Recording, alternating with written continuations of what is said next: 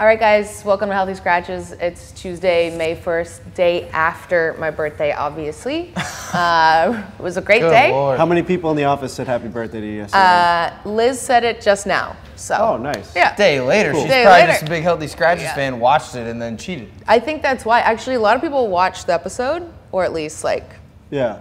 Yeah. the beginning. And Shocking. so thank you guys, all you Healthy Scratches fans out there. You guys are the best. Yeah, thank you. Also, a nice little Bruins loss was delivered to me on my birthday, which was great. I mean, that's just hateful. That's not going to bring the Leafs back. No, they're still dead, but it So, I doesn't mean- mean that the Bruins can't also now die too. Right. And Tampa Bay won, they even up the series. And Braden Point, former Moose Jaw Warrior, with I like that goal and 3 assists.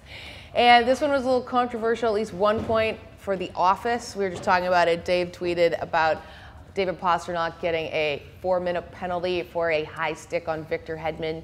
We just watched it, looked as though it was a high stick. He did not fall into his stick, and that the penalty was deserved. I wanted so much to agree with Dave on that one. I came into this wanting to say that it wasn't a high stick and that Hedman hit himself with his own stick, but after watching it, I mean, there's no chance he hits himself in the face if No. Pasta isn't slamming his stick up towards his chin. What do you so. mean, no chance? Yeah, he fucking drilled him in the Right. face. Like, yeah, I would say there's very little chance in the sense that anytime, yeah, you could say it was his own stick, but that's ticky-tack bullshit. Like, you fucking raise your stick that high, that fast, you're very liable to get a high sticking penalty. I think that's, like, pretty fair. You got to take Dave's videos with a little more grain of salts, okay? Because most Oh, of no. Dave's I mean, videos listen, I think you are gotta a take them with little. a grain of salt. No, they're a When little. Dave's been pretty on on one point side. this postseason. Yeah. Everything that he's been saying is correct, on the most part. Pucks on net. Pucks on net, cycling the puck, getting pucks deep. He thought that the Bruins were going to sweep Toronto. He was wrong on that. I they mean, won, in the though. end, he was right. Yeah, but he said that The they main like thing is destroyed all that- of Toronto. Did not. The next thing that he complained about, I do agree on. It's the Marchand breakaway. Okay. So Marchand gets on a breakaway, end of the game. You know, they're down 1 at the time. He gets slashed on the hands, or at least it looked like he got slashed on the hands, loses the puck on a breakaway. Any other game in the regular season, no doubt about it, that's a penalty shot. I don't know why in that situation these refs are afraid to call or blow the whistle, because they're always afraid of changing the aspect of the game or changing the outcome of the game with blowing of the whistle. But I thought that was a bullshit call. I mean- think Marchand should have gotten a penalty shot. It was definitely like when you slow it down a million times. It seemed at first like he hit the stick and it rode up into his hands. It's not like he fucking whacked his hands that No, hard. but he's it was on a more of breakaway. like He comes a, from behind. He hits him right on I'm the just hand, saying. and then as he hits him on the hand, he loses the puck. right. But any time you're gonna be going down like that and a guy's chasing you, he's gonna hit you or slash you somehow. Dude, this is coming. It's annoying as This fuck. is coming but- right after the 4-minute power play, though, that Tampa Bay just got. You're talking about, you know, they killed up. You a want 4-minute them? You wanted to even out maybe a bit more, or what? Yeah, I thought It that the didn't look Bruins good, but- deserved that call, especially getting a breakaway after a 4-minute penalty. They're on a breakaway. Marchand has it on his stick. The guy gets slashed in his hand. The puck goes to the corner of the boards, and the play was over. I think that's a hard I no don't think call. it was as blatant. It was definitely. I thought he hit his stick and it kind of rode up into his hands. He obviously mishandled it. Obviously, you should call that. I understand what you're saying, but I didn't think it was that blatant for playoff hockey. Yes, but like I'm saying, they just had called a 4-minute penalty. I know, 7 but minutes you that before. was even a agreed blatant- after you I know. I'm just watched saying it. like that's how the game was going. That, and I also agree that it was a blatant slashing. I think both should have been called. I don't think one should be called and the other shouldn't.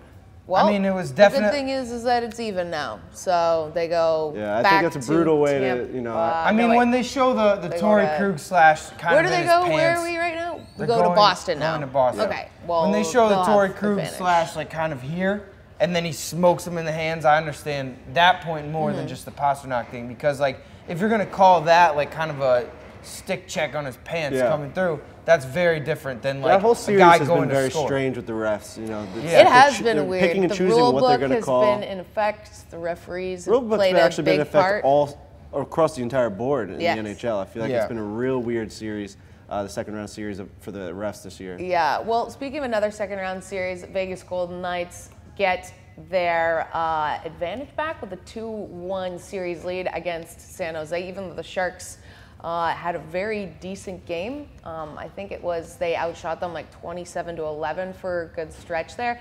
But William Karlsson, baby, overtime. Also, this series is just destroying with overtime. These guys must be exhausted. Jimmy Garoppolo opened up the door for the Sharks to come out. Interesting Sharks fan to have. A lot of now teams are really trying to tap into the quote-unquote celebrities for these games. Like you guys saw Lil Jon out and about that was awesome. with Vegas. Right. And he has been a Vegas fan. He said, and a Atlanta Thrashers fan. Yeah. And his son plays hockey. But just quickly, who would you rather have as a fan of your team, Jimmy Garoppolo or Lil Jon? Well, I mean, Jimmy Garoppolo is sexy as fuck. Like, I'd rather have Jimmy Garoppolo on my team. Interesting answer. He's a great football player, but Guy, he's won did you 5 see- games. Lil did you- Jon had the biggest Did hits you of the 2000s. see what Jimmy Yeah. Garoppolo looked like in that San Jose Sharks Have you heard uniform? Yeah? I mean, I've heard Have yeah. Yeah, have you heard Get Low? I've heard the songs. I understand. That's the same reason as, like, I mean, like Snoop Dogg's also like a new. Yeah, but who gets Okay. you fired up in the room before you go out there? Jimmy Garoppolo? Are we talking about a guy that you're going to show on the Jumbotron or a guy that's going to talk to the team? I thought we were talking about a guy that you just like that No, takes just pictures. celebrity status. It's Are like the who? East Side Boys included in this? Because Probably that's- not, because then the 49ers would have to be, I guess. I don't know. I feel like Lil Jon comes with the East Side Boys. If you ask That's me. what. All right, I'll agree with Kyle you that Shanahan if Lil Jon's opened up walking the into door. if Lil Jon's walking into a locker room to give a pump up speech, obviously you're picking Lil Jon. Yeah. But if you're just gonna show Dude. you're gonna show something on the screen, I think Jimmy G gets the people going. No, Lil Jon Fuck, more. Jimmy G's just gonna steal your girlfriend. Why do you want him around so Jimmy bad? G's got like Lil an aura Jon's to the him. man. Jimmy G's got an aura to him. He looks like Superman up He there. does. look good and in that's that awesome teal if you're gonna jersey. like date him. If you're bringing him I'm around, not I don't gonna- want him around like my sisters and my girlfriend. Jimmy G's been hot for like 6 months. Yeah, he was Jimmy Tom G hasn't Brady's lost a backup. game. If he Jimmy G wins, hasn't lost if a he game. wins a Super Lil Bowl, Jon undefeated. hasn't lost a hit off. Yeah, dude. he He's hasn't. just He had hasn't hits lost. after hits. Yeah. I love Lil Jon, but I'm just maybe saying. Jimmy G Garoppolo in a Jimmy G couple was of stunning years. last night. Because he was hot. Like Lil Jon was stunning because he's awesome. Jimmy G's hot in the streets. not Jimmy only G's hot. never said, "Oh, I ski, think ski, ski, we ski, learned a ski, lot ski." about you in this edition of Healthy Scratches. Listen, Francis is rubbing off on me, I guess. I don't know what the hell's going on. I love that. Okay, well, for more on the actual game, Vegas and Oh, San yeah, the Jose, game. let's go to Nick and Booze. What's up, guys? Nick and Booze here in the Heartland office following Game 3, Knights, Sharks. Sharks coming off a huge win in Vegas, and they even brought in the golden boy himself, undefeated Jimmy Garoppolo, to open the locker room doors before the game.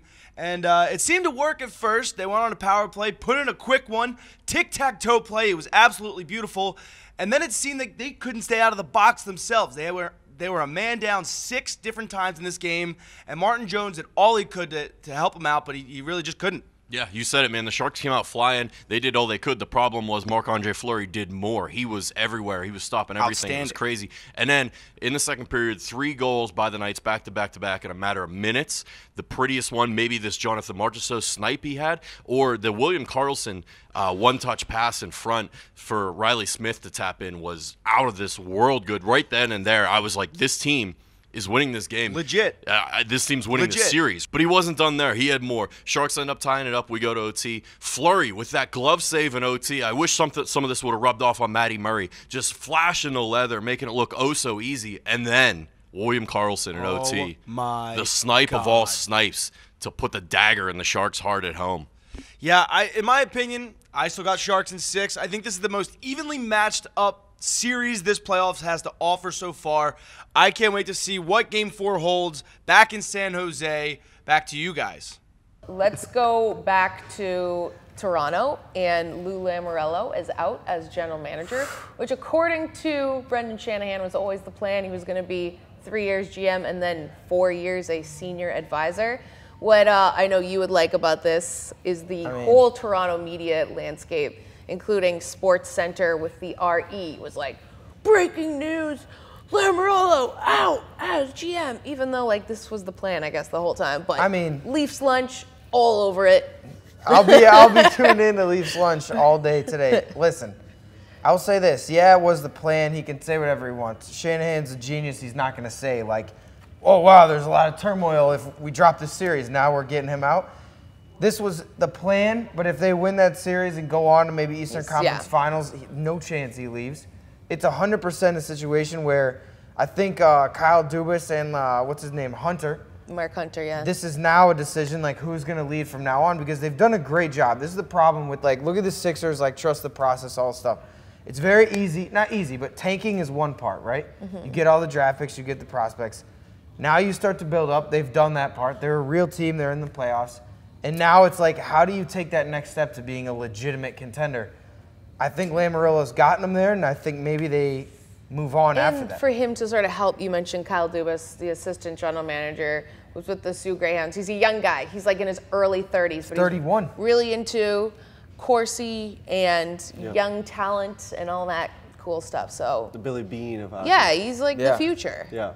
I mean, I think this is just a transition to him. I mean, There's a lot of talk about Lamoriello. I mean, not only just on Leafs lunch. I know you guys love Leafs lunch. I mean, I didn't even know Leafs It's lunch. just You that- got to tune in. They I are thought it going was to a break spread. it down. I thought it was a spread. I thought you guys were talking like chicken tenders and like nice sandwiches. they probably should do do have that, that, yeah. too. But yeah, I mean, you got to think that all teams out there that are looking for like a high executive. You, I am. Islanders. You didn't Yeah, put that I mean- together, the first thing Frankie thought of. And they got I his walked up son. to you in the. I walked up Yes. to you in the middle of the day. It was like 2 days ago when there was like rumors about Lou Lamoriello No, maybe you were stepping on it, down, dude. and I was like, "Yo, this guy's gonna be out within the week, and I guarantee you that he's gonna start getting poached by some teams because you know the New York Islanders have his son Chris Lamoriello. He's like this. He's the head of player development for the team." And I mean, think about even not just the Islanders, but any team that could be struggling right now with like a rebuilding process or that wants to make the next step. Lou Lamoriello is like the ultimate guy to great. bring in because he's only going to be there for a couple of years, right? You can't imagine he's going to be doing this much longer, but he's kind of just going to spread his wisdom upon whoever is in the office. You don't even have to make him a GM. You can just make him a senior advisor and bring him Yeah. on and be like, hey guys, this is how we Well, then build why a team. wouldn't he just stay with Toronto? He could, but I Because- mean, we don't know. No, but once you It's a have that demotion, power to take it yeah. back, and like, it's a very weird dynamic to be the guy. It's and then also all of a us sudden it's speculating that was part of his plan. I know that you said that they announced it from the beginning, but No, they he could be didn't. kinda- I don't think they announced it from the beginning, but Shanahan said this was the plan. Right. Which Meaning- it was kind of assumed when they didn't let Dubas go interview with Colorado. Yeah. And there's like other teams asking, because like, look at what the Leafs have done. Like, if you're the Coyotes or some sort of team that's kind of stuck in like the mud down there, you want those guys to come do that. And they were like, no, you can't interview. They're staying with us, which obviously screams of like internal promotion. Right. So, I don't know. I mean, to me, like you said, Frankie, maybe he doesn't have that much longer, but like, what else is he gonna do? No, and He's it's like just Belichick. about getting that wisdom upon all the guys that could use it. So, I mean, you have all these young executives. I mean, I'm talking about the Islanders, and we have Garth Snow. This guy had never had any experience aside from being a goalie in the NHL, and then he went right into a GM spot. So, bringing in a guy like Lou Lamoriello to maybe show him, hey, this is how we win 3 Stanley Cups Right. and a World Series ring. Lou Lamoriello has a World Series ring with the New York Yankees. I didn't know Mi- that. not know he's a that. minority owner. So this guy has What? his hand in a lot of Jesus. different That's shit. crazy. That's Look at these fucking pants. What is that? Brett. Yeah, There's Brett. no Come way here, you're Come wearing here, it. Brett. Brett. Come here. This, Brett. Brett's What got are the you wa- doing? Brett's got the wannabe the hockey look, like the high and tight, the cuffing. What are you like, doing? But this is a ridiculous outfit. You Boy got? or Can you whatever. get that? I don't think it's a bad look at all. I kind of like it. Has Dave seen this yet? Probably. Dude, Oh, you are my something goodness. else. This is like. What? Really tight. Kind of looks like you got a spray tan too. No, it's just fake tan. It's like the not spray. It's like the lotion stuff. Is that a joke or is that real? You are something else, bro. And to think that me saying that Jimmy G's the hottest guy in the world was not the most questionable He's thing like, that no, happened no, on no, this. it's a on this- lotion. It's not spray tan. Duh. That was talking about- stunning. That- Wild. Bro, that If was. there's any reason to watch Healthy Healthy scratches, Scratches, today? it's for what just happened That here. dude should be put on some sort of list. That's a crazy. I outfit. didn't know. You guys. Alright, this comes use, out- like, this comes a out of He's four- got this comes fucking out- fake tan. Wait, he's got a fake tan. He always has it on his hands. There's something going on. What? There's something going on with Guys, Bro, no we one don't talk have about paper this towels until in the we. bathroom, We're and this breaking guy's the got news fucking on healthy high This scratches. goes on. This goes out at 4 o'clock. I guarantee We may you. need If this at 4. after you watch this, though, the rundown comes out at 6:30. This will be a story on the rundown. I can I'm guarantee. so Yes. troubled right now. Wow. Barstool Ryan Chief is in. Barstool Ryan Chief. That's exactly who that is. Is in Jesus. Nashville. Shit's off the rails. And there is no game in Nashville, but he's filing this report on the Nashville game. Take it away. Shout out Brett. All right, good morning. Welcome to Healthy Scratches live from Bridgestone Arena, even though Game 3 is in Winnipeg tonight. Game 2, pumped that game straight into my veins. I said this was going to be the best series of the playoffs. It has delivered so far. two fast teams, deep, physical, play mean. It's the perfect playoff hockey series. I think we'll get more of that tonight in Winnipeg with another wild crowd, the whiteout. I think Winnipeg simply ran out of gas. They started to look real tired in that first overtime period. You could smell a goal coming from Nashville. I think they ride their home crowd to a win tonight up in Winnipeg, take a 2-1 series lead, and we'll be back here Game 5, and hopefully we'll go 7. All right, guys. Sorry, we just had that crazy breaking news that almost derailed the entire day. Might still after this, but we have to get to some NHL draft stuff. And congratulations to the Buffalo Sabres, who get the first overall pick. This is just the second time in the last 8 years that the team with the highest percentage to get the first overall pick actually did, and the Sabres certainly need it.